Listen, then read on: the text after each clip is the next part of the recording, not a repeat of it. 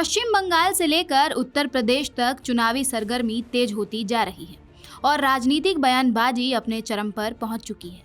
एक तरफ पश्चिम बंगाल में चुनावी मुकाबला गरमाया हुआ है, तो दूसरी तरफ उत्तर प्रदेश में 2027 के चुनाव को लेकर अभी से सियासी माहौल बनाना शुरू हो गया है।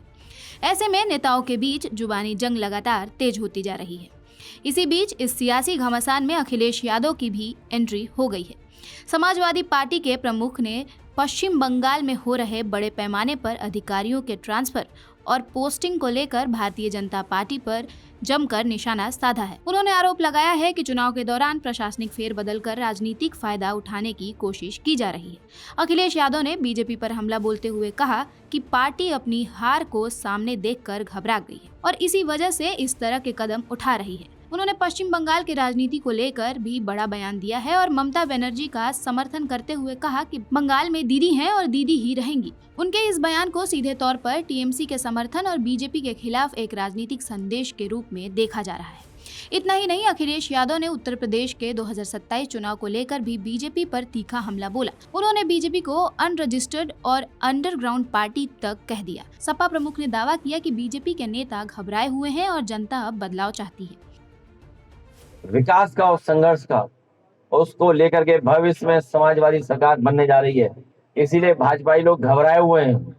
इतने घबराए हुए हैं कि अब उनके मुंह से विकास के अलावा विनाश ही निकल रहा है।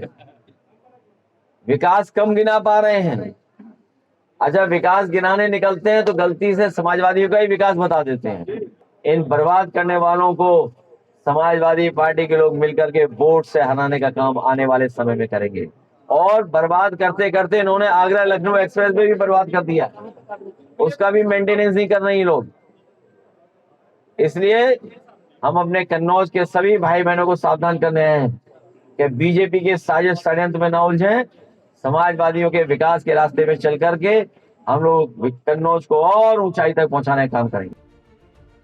अखिलेश यादव ने आगे कहा कि समाजवादी पार्टी आगामी चुनाव में मजबूती के साथ उतरेगी और जनता के समर्थन से बीजेपी को हराएगी। उन्होंने खास तौर पर कन्नौज सीट का जिक्र करते हुए जीत का दावा भी किया। राजनीतिक विशेषज्ञों की माने तो अखिलेश यादव के ये बयान सिर्फ पश्चिम बंगाल तक सीमित नहीं है, बल्कि उत्तर प्रदेश की राजनीति के लिए भी एक बड़ा संकेत है। वे लगातार बीजेपी पर हमलावर रुख अपनाकर अपने कार्यकर्ताओं को सक्रिय करने की कोशिश कर रहे हैं। कुल मिलाकर देश की राजनीति में इस समय माहौल पूरी तरह चुनावी रंग में रंग चुका है। चाहे पश्चिम बंगाल हो या उत्तर प्रदेश, हर जगह बयानबाजी, आरोप प्रत्यारोप और राजनीतिक रणनीतियों का दौर जारी है। अब देखना दिलचस्प होगा कि यह जुबानी जंग आने वाले चुनावी नतीजों पर कितना असर डालती है। ऐसी तमाम खबरों के लिए बने रहिए राष्ट्रवाणी के साथ। सब्सक्राइब और लाइक करना ना भूलिए।